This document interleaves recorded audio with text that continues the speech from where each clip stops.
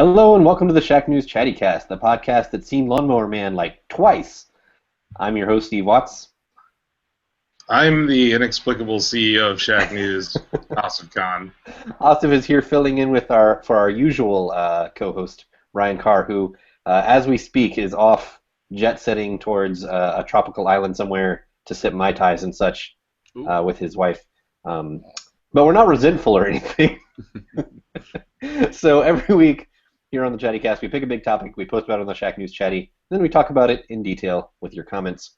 It's Chattycast. Today's co-host, as we mentioned, Asif Khan, but our other guest is the man in the vest, similar to the man in the briefcase, Andrew Zakowski. I'm not wearing a vest, but hello. No, but false advertising. You're breaking canon, is what you're doing by not wearing a vest. It's like your uniform. People just expect it.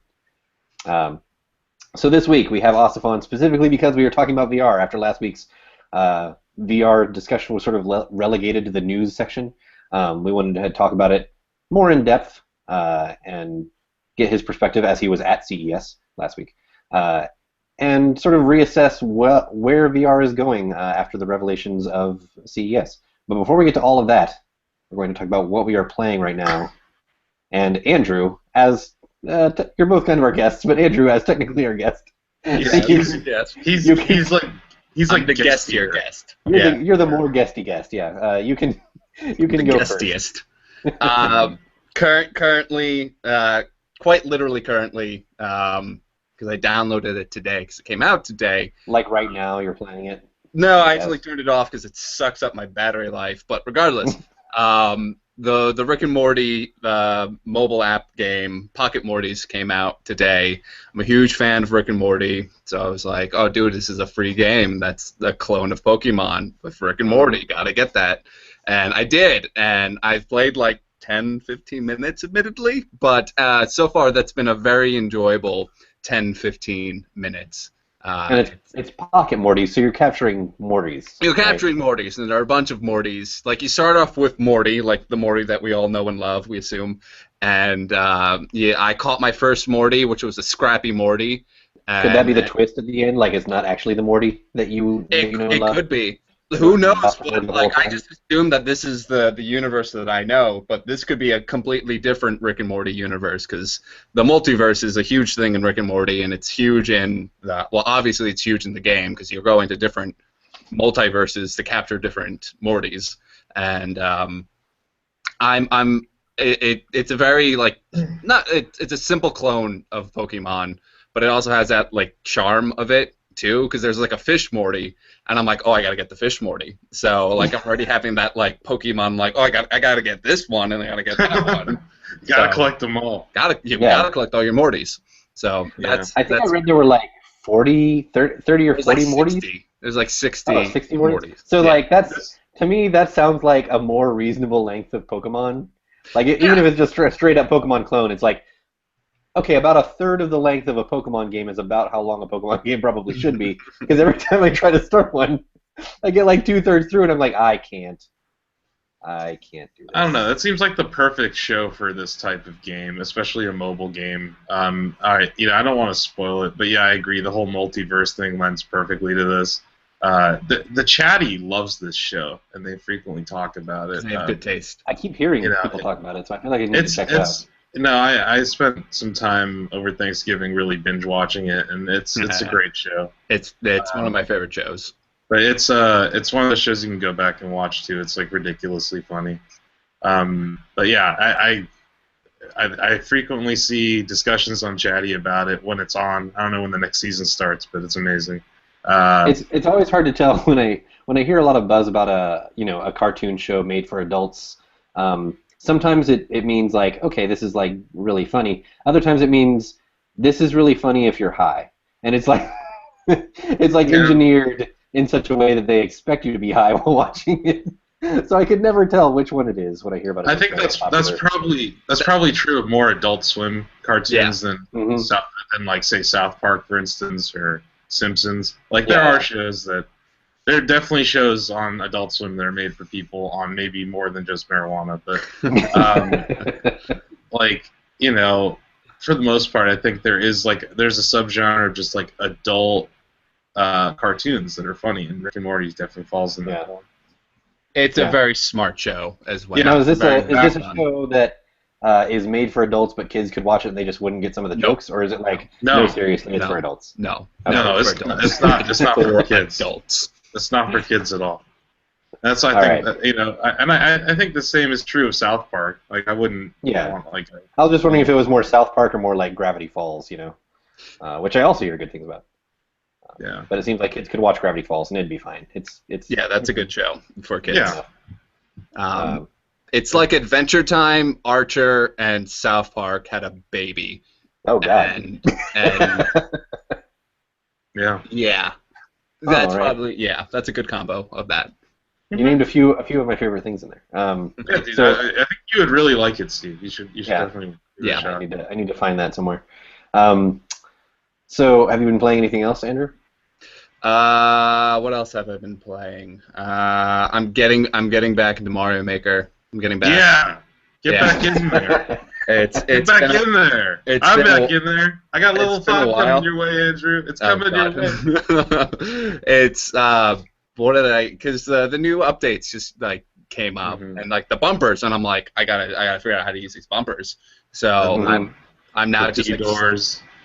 I'm like staring at my pad now. I'm like, oh, I gotta create something. So like I'm still. The improvements, like I went back and checked it out, and I was like, wow, they've really done a lot with this thing. Like, the ability to find like cool creator levels and things like that, it's much improved now. Mm-hmm. Get in there, make more levels. I don't know if I'm very good at making levels. It's fine. Just play them. Just play them. Yeah, play our levels. When I have time to practice up and get good at it. Keep making until you're good. That's how you get good at stuff, Steve. Yeah, I know.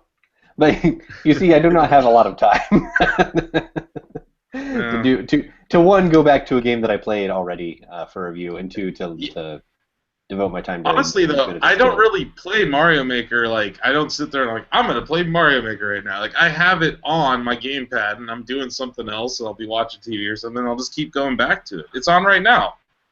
See, that sounds great when you have time to watch TV too.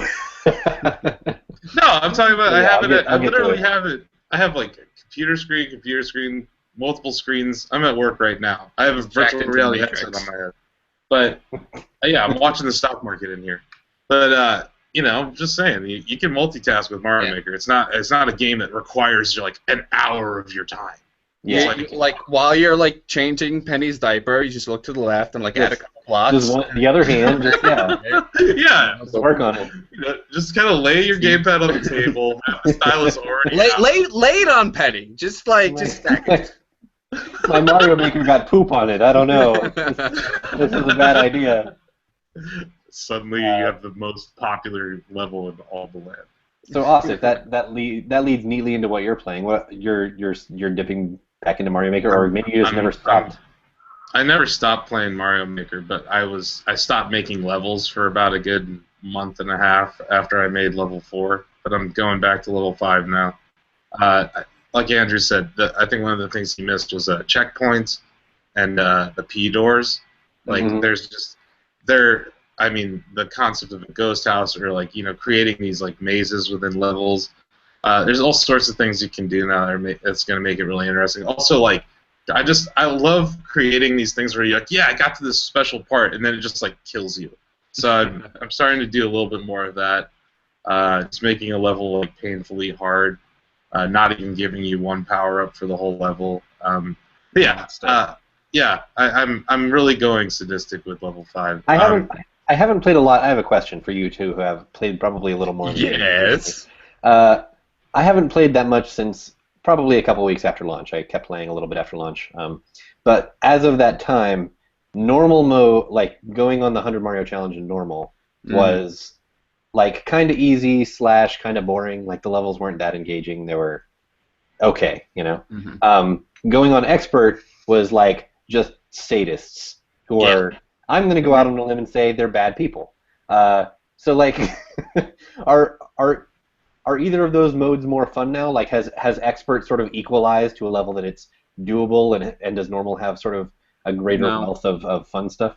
No. I don't. I just don't even. I don't play those modes. I just go there and I literally just go out and look at it, either on the Chatty or wherever. There's a ton of YouTube levels now.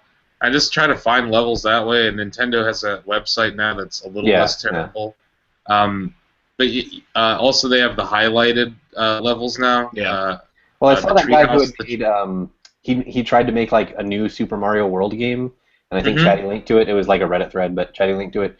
And I bookmarked all of those. I wish it would just show them to me in sequence.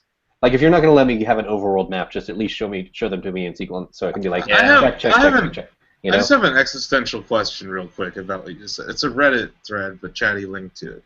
Isn't Reddit just a link sharing site? Like, why do we have to care? Why do we have to care about things coming from a link sharing site? Shouldn't we be referring to the original person? You would think, whose content it was? But convenience is very important to the internet. The concept of stolen from Reddit makes absolutely no sense. Oh, you stole that from Reddit? Because Reddit, all it does all day is steal shit. So it's like... I think the reason they linked to the Reddit thread was the guy who made the levels was explaining. I just wanted to speak to the Chatty there for a second. I think this is the Chattycast. This is the place to do it. Sorry for the tangent. But other than Mario Maker, dude, I played Eve Valkyrie like 3 times at CES. It's an awesome game. It's going to be VR exclusive to only PlayStation VR and Oculus Rift. It's probably going to be a timed exclusive on the Rift, but I think that's a pretty big get for them. We played Bullet Train, Oculus Medium. These are all using the touch demo. So this might be something we can talk about more when we get into our VR section. Yeah. Could you describe, give us like the elevator pitch for these games as you're mentioning them? Like Eve Valkyrie, like what's the long and short description, basically? Space combat, like fast, beautiful graphics with an Xbox gamepad in your hand, by the makers of Eve, so it's going to have longevity. Yeah. Bullet Train is from the Unreal folks. They keep doing these VR demos without really calling them games. This one's called Bullet Train. Basically, it's a rail shooter, but what they've done is there's a mechanic where you can teleport throughout the level by hitting the B button on the. But then again, this uses the Oculus Touch controller. So you're standing. It's a standing experience. You can reach down to pick up guns. You can cock a shotgun. It's a very realistic. You can grab bullets out of the air. You can throw rockets back at people.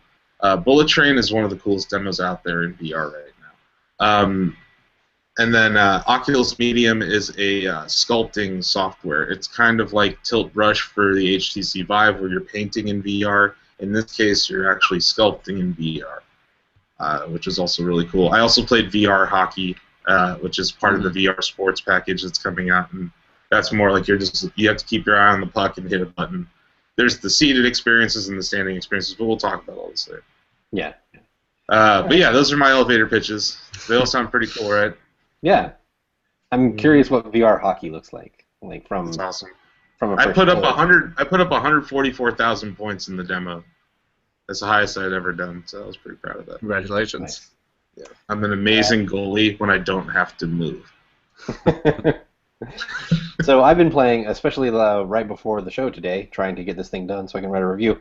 But it's already out, so there's no embargo. I've been playing Assassin's Creed Chronicles India. Yeah.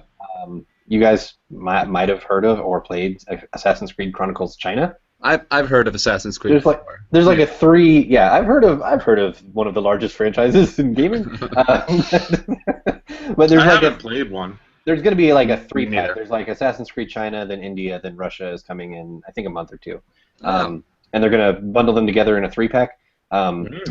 Here's my thoughts on India that are going to be coming in a formal review soon enough. If you've played China, there's kind of no reason to play India, and kind of vice versa. Like they're just so similar. Like they're both good, and I enjoyed both of them. I'm very close to the end of India now, and I imagine Russia is probably going to be the same. So I kind of wonder if you buy that 3-pack, you're going to get so sick of this game because it's basically you're just doing the same thing 3 times. I mean, at this point, can you really get more sick of Assassin's Creed? But all in one package, though. All in one package. And besides, Syndicate was pretty good.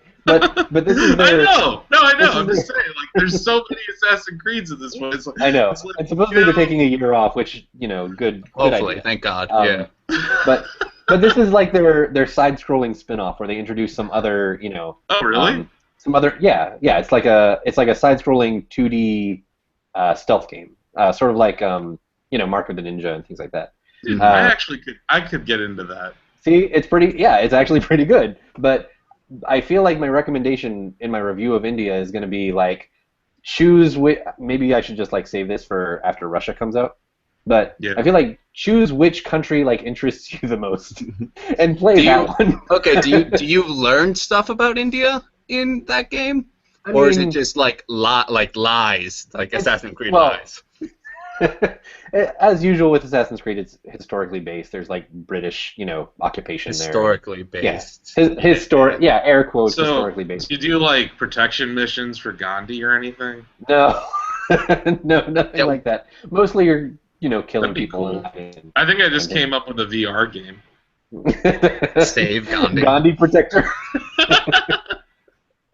Gandhi Protector in 3D. No, Gandhi Defense Force, like 2400. Yeah. Basically, we reanimated Gandhi, and now everyone's trying to kill him. You have a bunch of robots. The one thing I will say about India, though, is that $5. the one thing I will also say about India is that I think I'm more attracted to the art style in this one than China.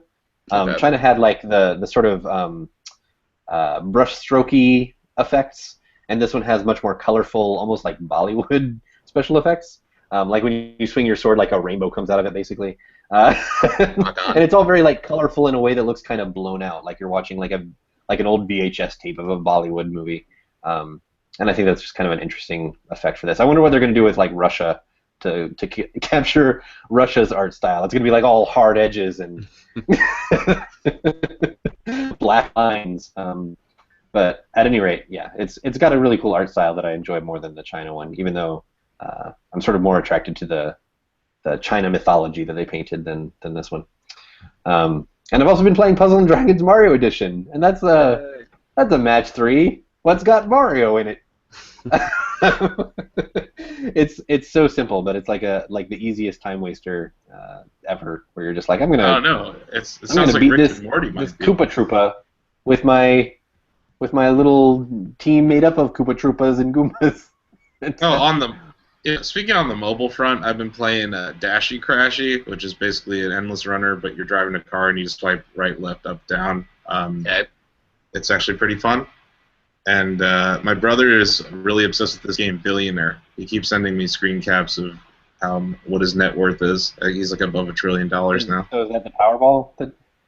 No, it's actually an app called Billionaire. And did the Powerball happen yet? Did we win? I don't know. Is it? I heard different people say it was either last night or tonight. I don't actually. It's today. I think it's tonight. Are any of you guys buying tickets? Did you guys buy tickets? No. We bought one ticket. We have a tendency to buy like one for a fun like let's just play it. My dad's always like when it gets above like $300 million, he's like, I'm gonna buy one. I'm like, okay. You buy one. I guess people have their thresholds. I didn't buy one. My wife was like, why just one? And I was like, because statistically, there's like it doesn't improve buying two technically doubles your chances, but it's double like double a .0000.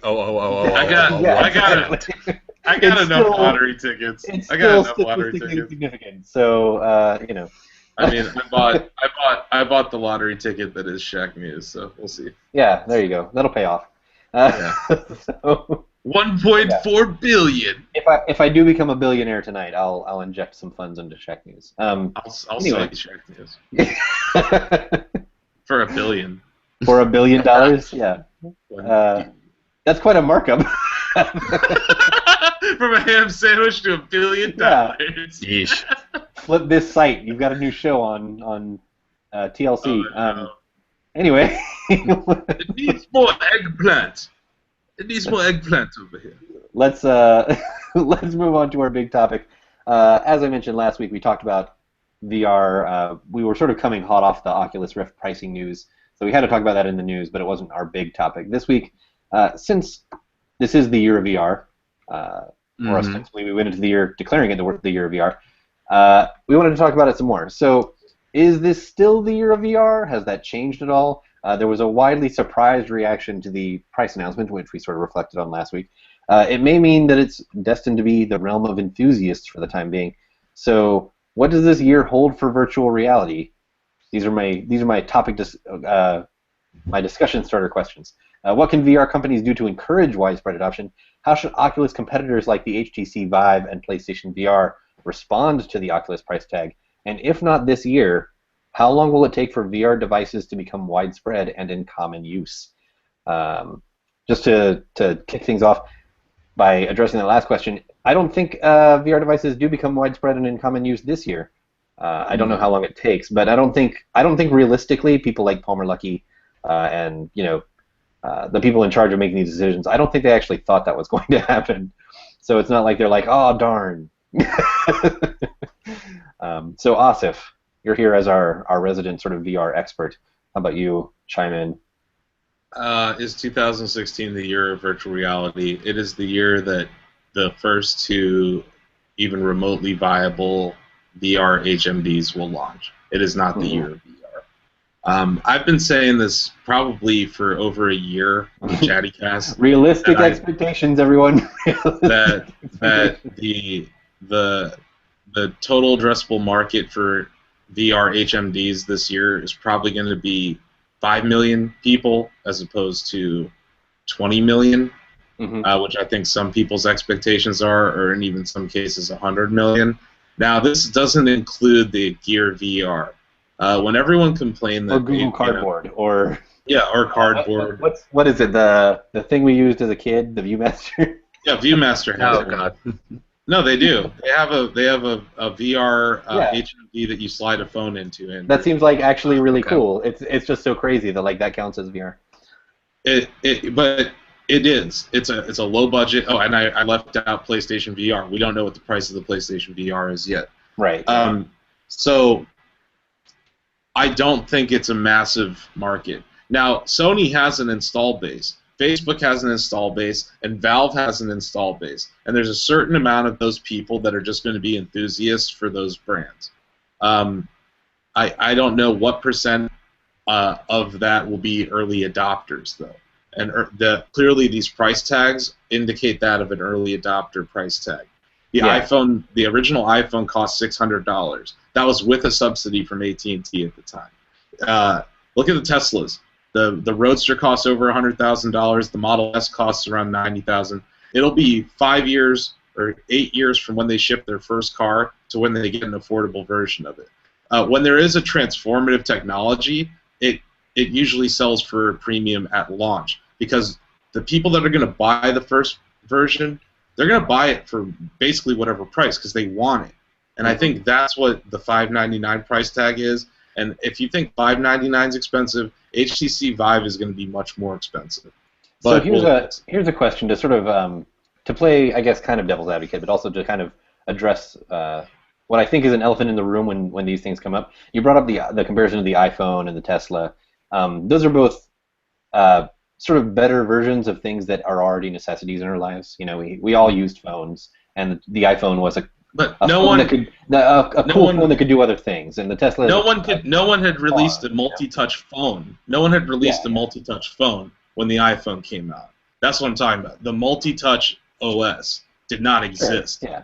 But what I'm asking is more like, how does VR make the transition from something that does stuff that's really cool, which is kind of where it's targeting towards enthusiasts. It's like, hey, this thing does some cool stuff that you can't really do otherwise. But from something cool to something that's like actually really useful in your life. You know, like what's the leap in technology that leads to that sort of revolution? You're basically saying right now it's not a tool. It's hard to see it. Yeah. It's hard to see it as a creation device. It's something that you could sit there and make something with. I think that there's two applications right now. Well, I think the enterprise solutions for it as a tool are actually really interesting to watch, like how companies adopt this sort of thing and how it gets used in hospitals or whatever. Like that's interesting. One area, the U.S. government is using these in controlling drones. Unmanned aircrafts are being used with virtual reality HMDs. So there's one application right there that's probably been driving this technology. Now, how does that translate into Walmart using it? I don't think it does. But some poor Walmart employee at the demo station, like having to walk. We can be talking about virtual reality, or we can be talking about head-mounted displays. Now, head-mounted displays with an augmented reality component have a lot of applications in the enterprise, and I think that's where HTC has something on their hands, and that's where the Gear VR does, and even something like Google Glass or a future iteration of Google Glass will, or of this company Magic Leap. So I think Microsoft's HoloLens, AR solution, yeah, HoloLens. Although the field of view isn't that great, it's a perfect example of what I'm talking about.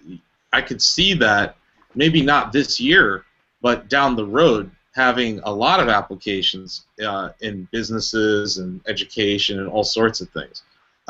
Virtual reality, though, it's on the software developers to come up with ways to create content within it. And I think what you're seeing, where you're seeing that, is that maybe it's not a tool to create, but it's a tool for creative people.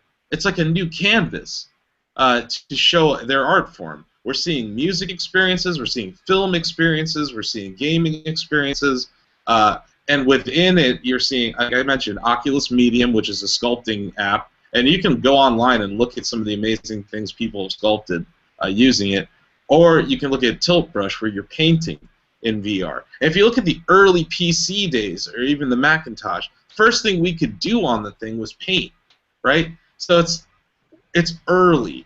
I don't think there's a reason for an enterprise to deploy 1,000 Oculus Rifts.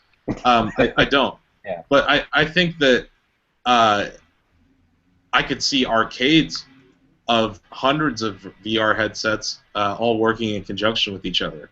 I don't think that I think that the high price point will also be prohibitive for wide adoption when it comes to enterprise. So I think you're right in that sense, that it's not a tool right now. What can it do for me right now? I just think that people are being very short-sighted when it comes to this. You either believe in the head-mounted display as a platform, or you don't. And then you can start arguing about VR versus AR and the cost of these devices. You know, either you don't want to wear a display on your face, which I don't blame you if you don't. It's weird. Or you do. And I just think that there is I think there is a market, regardless of the current viability as a mainstream product. I think it's probably 5 million people, at least in the U.S., maybe globally. Maybe let's call it 5 to 10 internationally. So whoever's fighting over that market, it'd be stupid for them not to price it as high as they could, because those people are going to have they're going to have rather inelastic demand when it comes to the price of it. Especially all these PCs that you're running that will provide a good VR experience, maybe not a. Let's talk about great VR experiences. They're going to cost at least $3,000. You know, so the video card in the computer that will be running your HMD will probably cost more than the head-mounted display itself. Yet people are complaining. So I feel like it's a very unfair comparison to compare a Oculus Rift or HTC Vive to a console. I think it's a more fair comparison to look at it relative to the price of the overall computer that you need to have to run it properly. It's a peripheral that does something that's not really comparable to anything else. It's also a display, so if you compare it to purchasing a display, a $600 display doesn't really get you a whole lot. It's still, the price of displays are collapsing again, but I'm just saying, for what it does, I think it's a fair price. And after speaking to Oculus at CES, they're not making money on the devices. They're going to be running saying like they're selling at cost, which was probably partly to stave off the reaction that they knew was coming, but that doesn't mean that the reaction was entirely fair to them. To springboard off of what you said about developers and bring in some chatty comments, Surgeon commented on that. He asked, has there been developer interviews about the reaction to this announcement, anonymous or otherwise? I can imagine they're immensely disappointed because their potential audience and potential revenue from VR projects has dropped significantly. I don't know whether or not that's true because I would think that I don't know how things work in the development community, but I think they probably kind of knew where this was coming in. They would have to have known. I don't think devs were particularly surprised by this price. But the HTC Vive, all indications are that it's going to be even more expensive. So yeah, they are going to be fighting an uphill battle to develop things that are going to get widespread adoption because you're already fighting for, like House have said, there may be 5 million people in the U.S. interested in this. It's a subset of a subset, and when PlayStation VR launches theirs, that's going to be a peripheral for a console. So you're sort of shooting for catching a small piece of a relatively small audience. It's not like you're shooting for a small piece of all PC gamers, which is enough of a challenge, So if you're a developer right now, how do you justify the cost of making a VR game? Do you sell do you sell your VR game for more than the average cost of games under the same reasoning that it's enthusiasts right now? Like, what do you do? That's a great question. I think a lot of these developers, and that's why I think that's why you're not seeing Activision with a launch title for Oculus Rift. Yeah. Or Ubisoft. Ubisoft always jumps on new stuff. A lot of these Ubisoft I met with at. Holy shit! I just realized VR Assassin's Creed would make perfect sense. Yeah. No, that'd be tough to jump down though. Yeah, jump into this pile of hay. That would definitely kill you. Locomotion, don't worry. Yeah, locomotion in VR. Well, what I was going to say is that what you're seeing with the devs that are coming out onto VR are, two guys in their apartment or their dorm room that are coding at night and coming up with something that they want to see that doesn't exist. So it's going to be more like the hobbyist realm right now, basically. It's to me, it reminds me of the PC gaming era in the 90s, in the early to mid 90s, where the successful software did not come from Microsoft or even Electronic Arts or Nintendo in the PC realm. It was, id or, later on Epic, Apogee, 3D Realms. These were small teams of guys that were just making something they wanted. And I think we're seeing the same thing happen now. And the PC gaming community was fairly, I don't know if I would say small, but it was kind of niche back then. It was like a tight-knit little crowd that would pass around things like that too. So I think with bundling the software, I think you look at Eve and Lucky's Tale, they definitely said, we think that this is going to sell, and that we think this is the best way for us to go.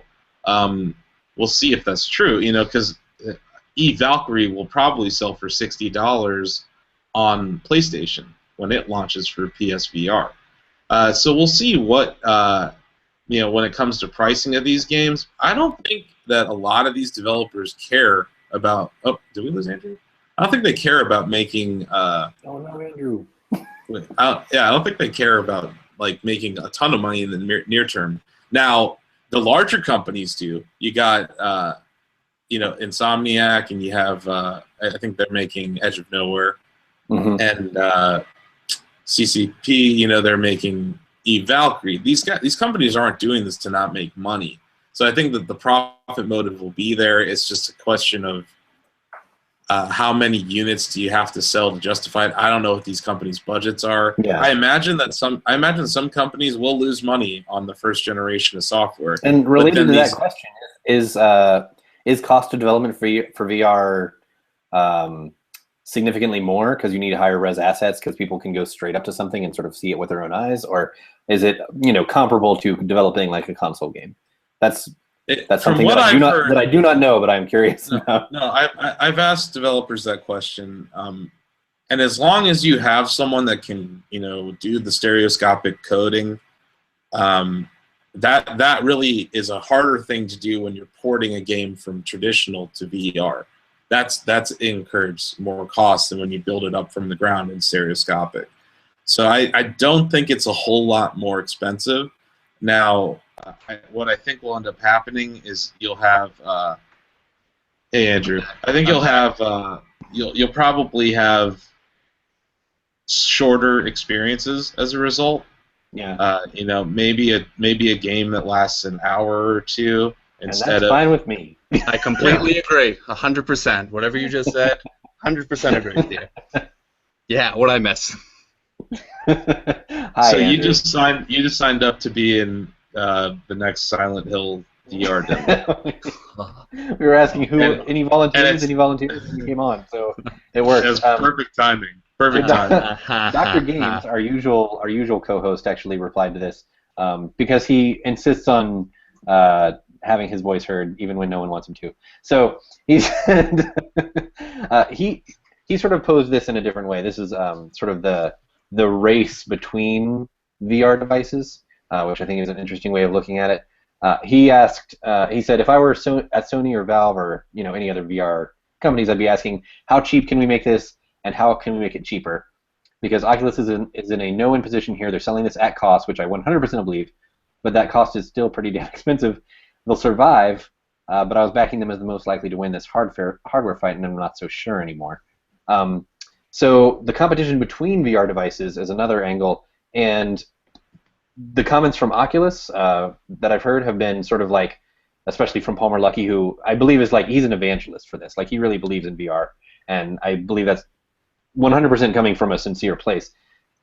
He's basically been saying, we all kind of have to band together to make VR adopted. Like, VR is all of our baby, and we need to like support it together, and not get into like a knockdown, drag-out fight between each other.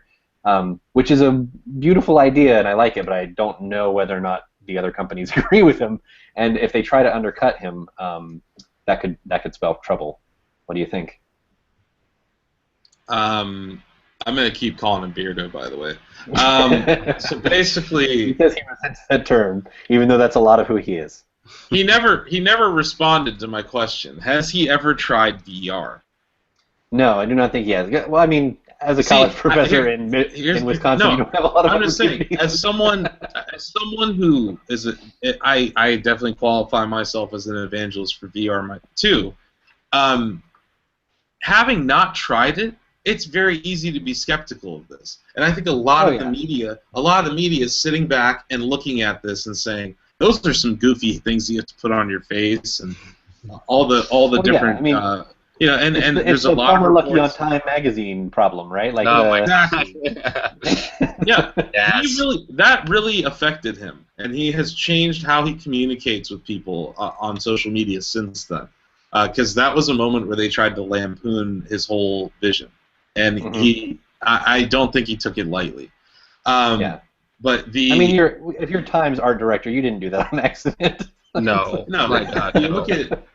You look at Gear VR, $100 here's an intro to VR. Cardboard's even cheaper, right? So it's not a barrier to entry, but that's a low quality VR experience. So if you see that and someone tells you, yeah, this is not the best, and then you see the best, which in my opinion is the HTC Vive, and we can talk about why I think the Oculus is actually.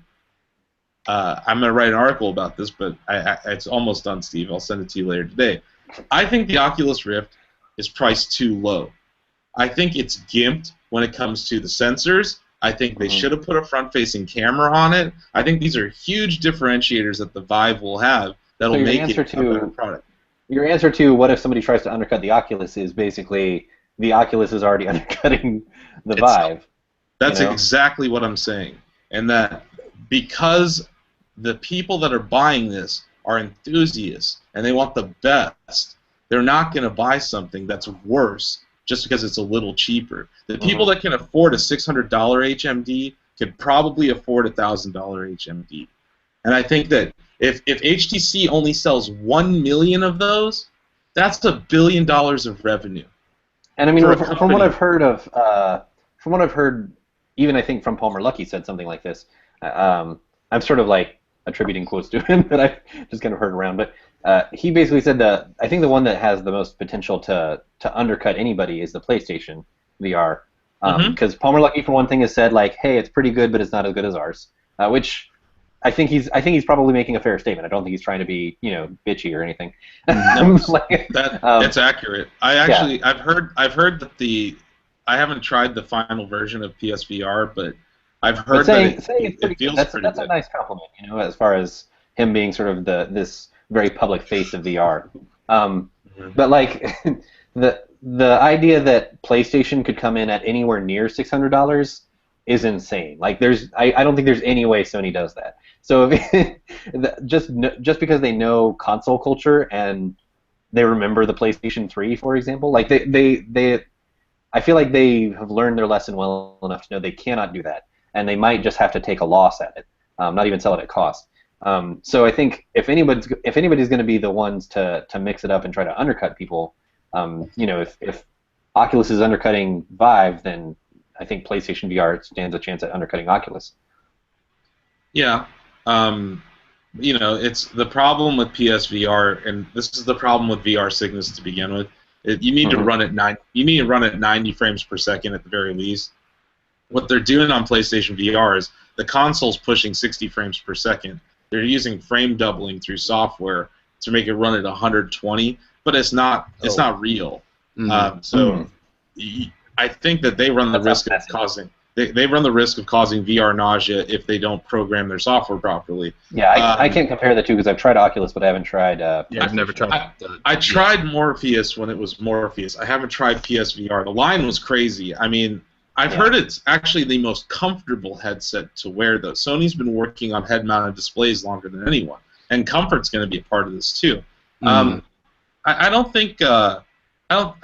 I'm not. I mean, you are wearing a computer on your face. Yeah, I'm not expecting like. I think the cheapest they could go would be $250. I would be shocked. I think probably $350 or $300 is where their sweet spot would be. I feel like if I'm Sony in charge of messaging, and this is if it's only based on messaging, and I may have said something similar last week, but this is if it's only based on messaging, and I don't know the materials cost or what their profit and loss statements look like or anything like that. But if I'm just in charge of Sony marketing, I come in at $300. I say there you can get our console and the VR device for the cost of just the Oculus. That would be my pitch. That's a nice thing to say. Because the Oculus, when you get the Oculus, it's like, well, you also need a computer. A really good computer. Yeah. You also need like a high-end computer, which as a site that sort of targets PC enthusiasts, we probably have more in our audience than most sites that can actually handle that pretty easily. But nonetheless. No, I've been reading the Chatty, and a lot of people can't. They don't meet the minimum specs for the Oculus Rift right now because you need a 980 Ti, and a lot of people don't have that card.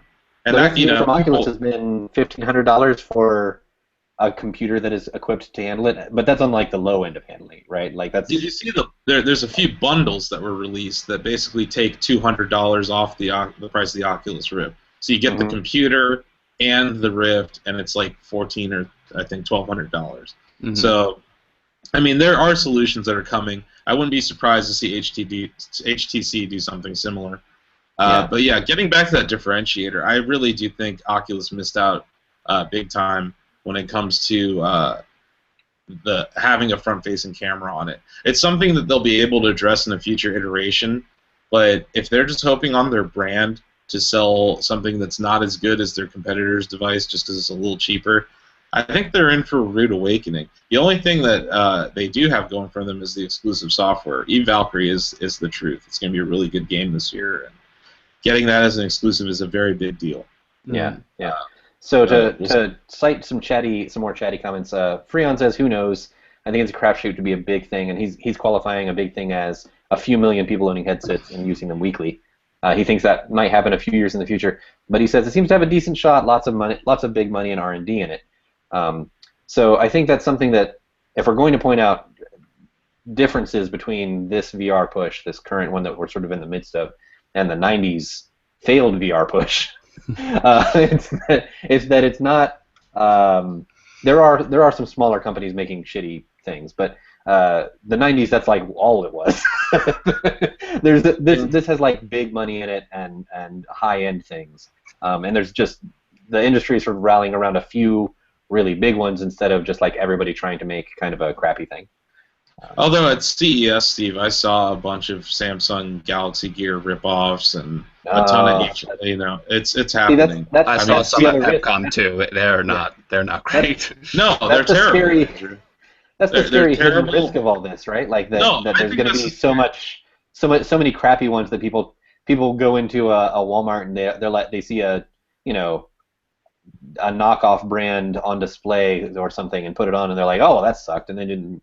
But you could say that about any product, though. Yeah, Going yeah. to Walmart and buying a knockoff and be like, well, shit.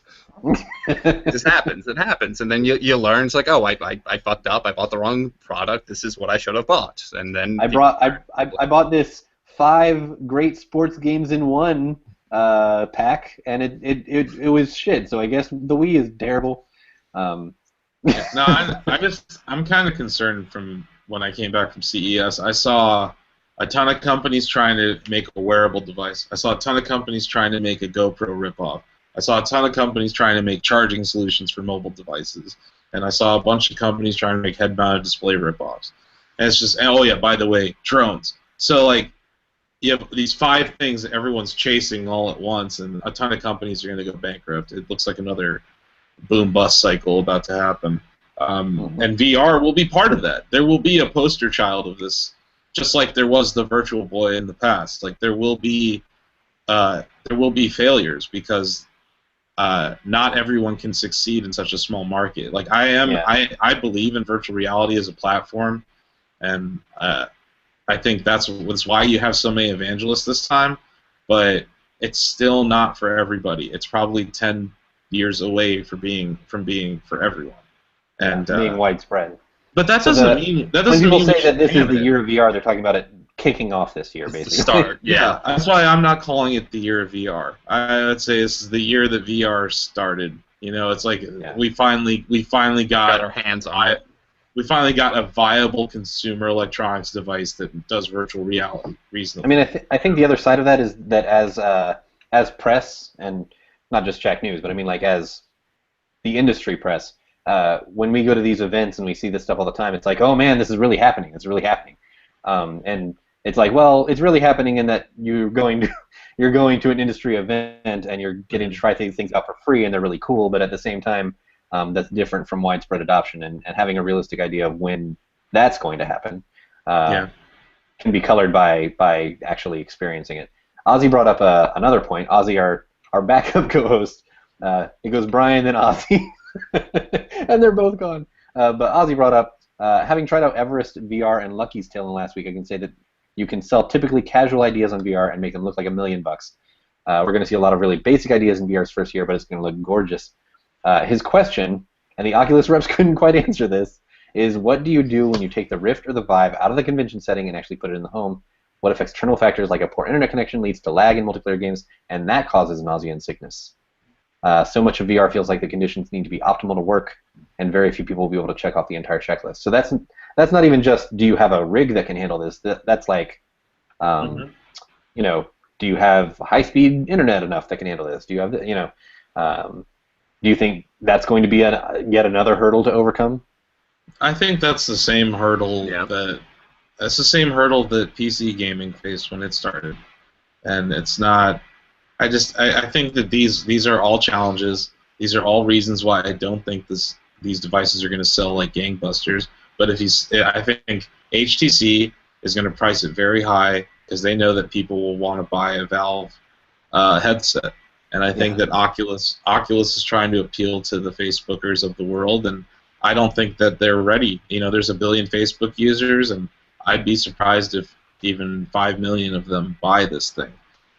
So you know that speaks to, that's just another reason for that, what I'm talking about. It's just going to be a big thing. It's not today, and you know I think that this all kind of points to the fact that if someone comes out with a more viable augmented reality device that's standalone, it would probably demolish all of these ones that require PCs and are expensive. Yeah. So we're going to move on. Before we have sort of our parting shots, any additional thoughts we want to share about VR? Let's make. Also, you said a couple times you think HTC Vive is coming in high. What's your prediction for price? I think. Are you willing to put a flag in the ground and say I think it's going to be this much? I mean, I wouldn't be surprised if it cost more than $1,000, but I would hope they price it at exactly $1,000. I've heard 1,000 and I've heard 1,500, and I have no idea where to Split the expect it in there difference. because I haven't actually tried it. But what I've heard Don't about the set your tech is very I would just say don't set your expectations any lower than $1,000. yeah. You'll be disappointed. My expectations like 1,300, like just Yeah. a nice, comfortable. Splitting I down. won't be disappointed. Yeah, have you tried it? Have you I tried did. the Vive?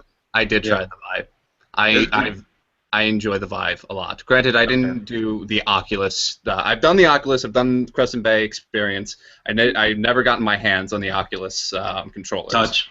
Yeah, the Oculus Touch. So I've only had the Vive batons in my hands, which I thoroughly enjoyed. They refined those since you probably Really? tried it. Ooh. Yeah, I tried them at PAX Prime, and I was like, blown away by them, especially 'cause I could walk around as well, which was really cool, in my opinion. Yeah, no, I think that that's one of the breakthroughs that no one's really talking about. Is VR is great, but if I have to hold a gamepad and I can't even see the buttons, that's stupid. The Vive, being able to see the controller, that's another thing. You're gonna have Rift shipping, but without touch for like 6 to 8 months, and then you have Vive shipping. Here's everything you need for an awesome experience. And by the way, here's some Valve games. You know Valve's going to be pushing software exclusively for Vive, right? Oh yeah. That's going to happen. I don't know what software, but they'd be idiots if they don't. And the Valve community, yeah, time to start adding the number 3 after your games. Portal. Yeah. Let's start with Portal. Portal 3. Yeah, we'll take baby steps to the big one first. Portal 3. Yeah. I don't know. I feel like you guys are so overflowing with praise for the HTC Vive. I kind of wish that I had been able to try it. Especially with the front-facing camera. That seems like it's pretty awesome. The new iteration is what sold me. I was like, okay. When I was in there, and you have the chaperone feature, and you're surrounded by this blue mesh that's 10 by 10 square, so you don't fall off your safe area. But then outside of that space, I could see. I was with Michael Wang. He was there filming, so I could see him holding a camera, but he looked like a blue hologram. Like the fact that you could do that. It's this weird hybrid device with augmented and VR. And then also just being able to push a button and it shows you the real camera feed right in front of you, so you can see exactly what the real world is. I call it reality check. I suggested this to Oculus like 2 years ago, and they didn't do it. So that's why when I see Vive doing it, I'm like, there, that's it. That's a killer app. That makes you much better, leaps and bounds better than the Oculus Rift. And when I went back to the Rift after that Vive demo, it felt antiquated. So yeah, I have switched. I'm going to get both because I really like Eve Valkyrie, and I want to play that game. But if I didn't have to buy the Rift to play certain software, I probably wouldn't. And I'm a very rare case that a person that can afford both of these things. So I don't expect a lot of people to be doing that. And if people have been asking me which one should I get if I can get just one, I would say the Vive. Yeah. But who knows? Maybe there'll be other exclusive software coming. You've got Lucky's Tale, at least. Yeah. Thank God. That game looks cute. Thank God. So let's move on to our newsy bits. I've really just got one because we were actually talking about it in the chat earlier, and I thought it would make a good discussion. We had a piece of news just pop up today. PC sales fall at record rate. And there was a moment of like, that's weird. But then Asif, you reminded us like, well, tablets are eating PCs alive, and it's like, oh yeah, right. Yeah. So there's been cannibalization for probably, I don't know, 5 years, because the iPad came out in 2010. So yeah, it's been going on for a while, and the success of the Surface. Yes. I think between the Microsoft Surface and the iPad, a lot of people don't need PCs anymore. Yeah, that's the point you made that really stood out to me, where it's like the average consumer that just wants to browse the internet and might need to type an email once in a while, they don't really have any reason to own a full-fledged laptop, or much less desktop, And that's not to say that the PC won't revive itself again. I mean, the PC goes through these cycles where it was a business machine, right? Mm-hmm. It was a internet device. It became our digital hub, right? And now it's kind of fading away again because now everything's in the cloud. Why do you need a digital hub? So And there's also what's the next? miniaturization going on with the phone. So Oh yeah, I I mean mean, the phone is more powerful today than a computer was 5 years ago. So in that world, and I don't think computers have really iterated upon themselves in a long time. If you look at Mac OS and you look at Windows, you still have the exact same kind of navigation. You're still using a keyboard and a mouse. There hasn't been a tremendous innovation in to be fair, computing in a while. to be fair, Windows tried to bridge that gap between touch devices and their desktop OS, and people hated it. Oh, I know, but at the same time, they haven't given up on that. And Yeah. the Surface is a testament to how much people like Windows, and Surface has been selling rather well when it comes to tablets. So I don't think I think the companies that saw this coming have all benefited from it. You know, you have Samsung that's selling very well with their phones, except this last quarter. You have Microsoft that's doing well, Google, and Apple. But then, for the most part, you look at the PC makers. HP's struggling. Dell isn't even a publicly traded company anymore. It's had that bad of a struggle. You know, there are these cycles, but I don't think that the PC's dead forever. And you know, this whole VR conversation. I'm going to build a PC this year because I need a rig that can run virtual reality. There will always be, you know, Steve Jobs said like PCs are going to be like trucks. You know, how many trucks do you see on the road now versus like 100 or 150 years ago? Like when we were an agrarian nation and we needed trucks. That's what we did. All cars were trucks. Now it's like 1 in 20 cars are trucks. But people still need trucks. You know, so people are still going to need PCs. It's just that I don't think there's been crowd. Not I don't think there's been a PC. compelling. There hasn't been a compelling reason to upgrade your PC in a really long time from a hardware standpoint. Yeah. You know, so I think that's a function of that. People are the laptop I'm talking to you on is 5 years old right now, so it's like, you know, it's time for me to upgrade. But I want Apple to release something cool. And same thing with Dell, same thing with HP. If you release something that makes PC consumers want to buy it, I think someone mentioned on the chatty today that this is also a function of the real PC builders out there. Like they don't want to buy something from Dell or Acer or whatever. They're going to build their own. Yeah. So I think there's that also, but this is a secular downtrend more than it is something else. But I don't know. I don't think the PC's dead. All right. I don't think it's dead either. It's No. just an interesting trend, and a lot of consumers. It goes to highlight how PC gaming, like you said, it goes through these cycles. But right now, it is an enthusiast niche. It's like this culture that we sort of cater to. but it's a community more than a set necessity for everyone in the world, like it was, you know, say 10 years ago, 15 years ago.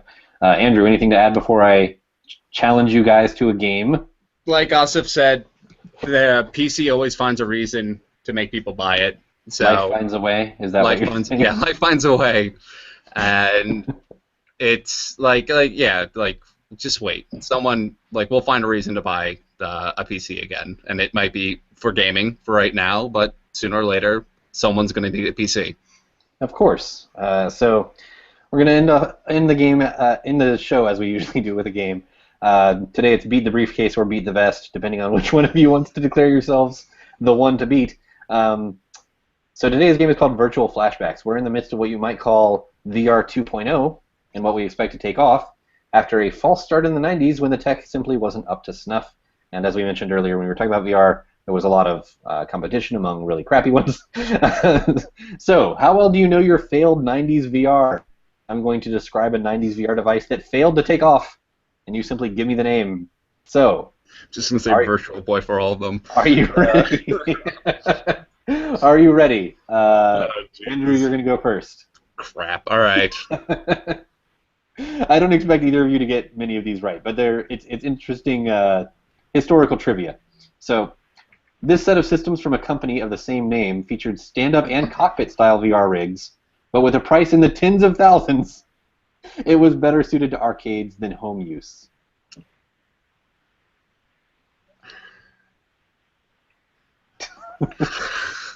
The answer is not Virtual Boy. I'm literally just going to look at words around me. The Outlaw Corsair G866. I have no idea. That's right. Oh, wow. That's amazing. That's right. Thanks, Grandma. It's Virtuality was what that was called. Okay. Virtuality. So Asif, the Stuntmaster VR device used a pole for head tracking, like a pole that sat on your shoulder. Yeah. But it was followed up by this system with a more reasonable head tracking tech and a sub $1,000 price tag.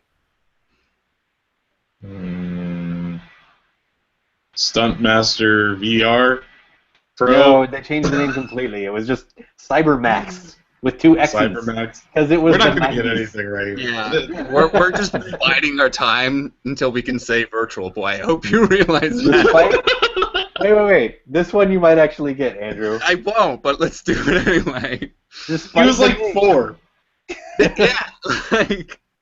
Despite the name, Andrew, rocks. this stereoscopic 3D VR device had nothing to do with Apple. Macintosh. The Macintosh. The Macintosh. No, it wasn't the Macintosh. in the middle of the era where the Macintosh actually existed. No, it was eyeglasses. Oh, all right. Yeah. This is probably the hardest and weirdest name. Forte Technologies produced this competitive VR device that ran a cool $600 with some impressive tech for the time. Forte was ultimately bought by Vuzix, which still produces VR devices today, but not really popular ones.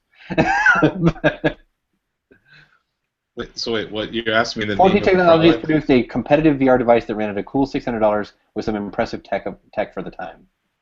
That's the device I'm looking for here. That's a statement. That's not even a question. They produced this competitive VR device. Okay, this. Okay. There we go. Okay, sorry. Wait.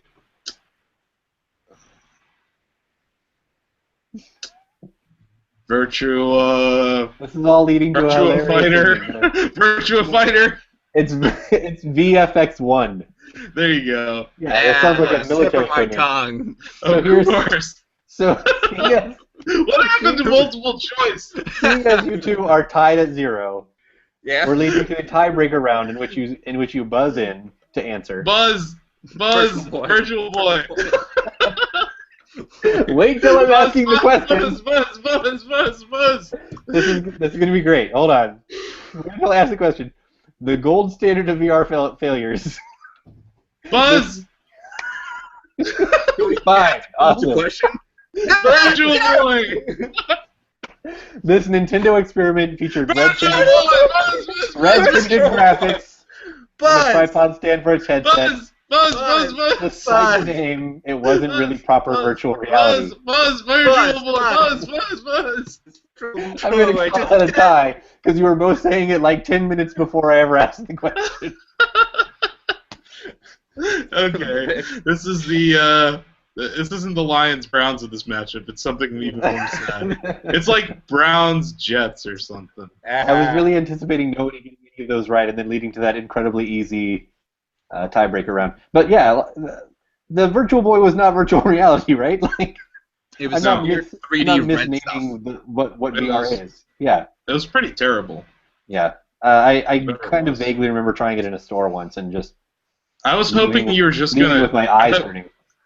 I was hoping you were just gonna do VR titles, or sorry, Virtual Boy titles from that horrible device. Oh yeah, I mean, like how many were there though?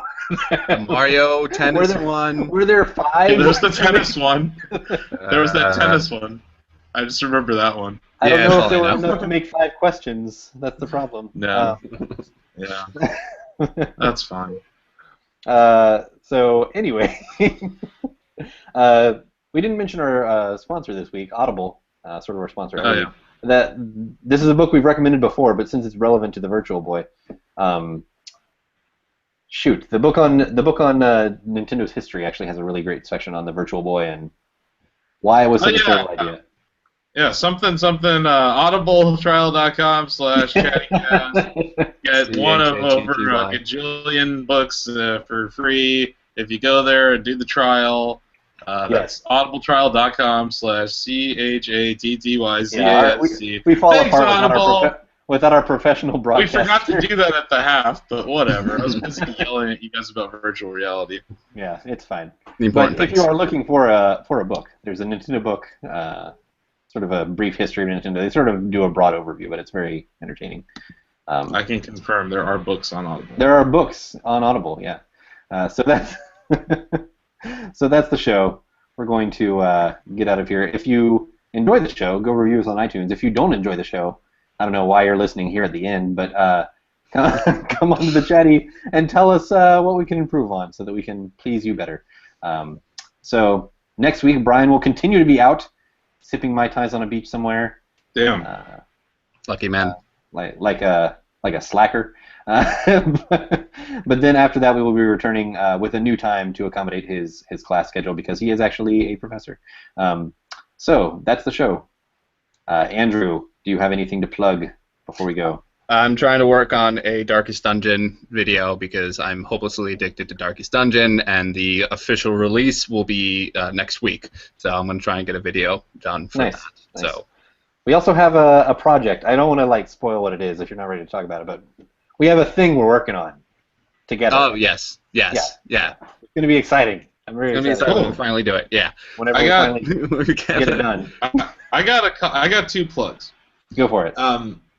Shack News Chatty members should all subscribe to Mercury. It's $5 a month for an ad-free Shack News experience, and we have some further iterations of it. It's a beta service right now, but we're planning on some cool things to do to the for the community and to the community. We're gonna do some cool stuff. We're gonna do some stuff to you, and you're not even gonna see it coming. Yeah. So if you want to be threatened by your CEO, sign up. $5 a month. It's pretty awesome. Also, it helps support the site that you love so much. So that's always good. And then I also have a VR piece that maybe will run today or tomorrow. Yeah. Because when I have time to VR. Edit. Yeah. Probably tomorrow though. Once in a while, I solicit Asif for writing us on his areas of expertise. So, and I have my Assassin's Creed India thing going up sometime soon. Whenever I finish that dumb game. sounds like an 8 out of 10. Yeah, it's excellent. Let me tell you. It's just here's another criticism of it. I'll sandwich the criticisms in this show, I guess. The pacing is weird, so I kept getting to parts that I'm like, this has got to be near the end. This is like a climax scene, and then it's like, nope, there's more. Nope. It keeps fooling me. It's like Return of the King of video games. Anyway, I'll go finish it right after this show. So, for the absent Brian Carr and my guests today, Asif Khan and Andrew Zakowski, I'm Steve Watts. Thanks for watching, and we will see you on Chatty. Bye.